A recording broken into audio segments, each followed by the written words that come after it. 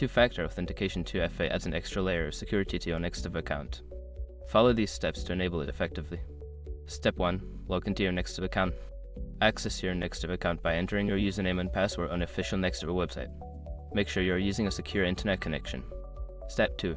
Navigate to Security Settings. Before changing your settings, use the *com link in the description to open the password strength checker, then update your password if needed. Step 3. Enable two-factor authentication. In the security settings, find the toggle or checkbox for enabling two-factor authentication. Click on it to activate the feature. You may be prompted to confirm your choice. Step 4. Choose your authentication method. Select your preferred method for receiving the authentication code. Options may include SMS, text messages, email, or an authentication app.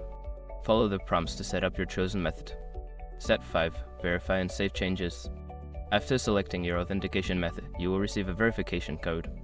Enter this code in the provided field to confirm the setup. Finally, save your changes to ensure that two-factor authentication is active.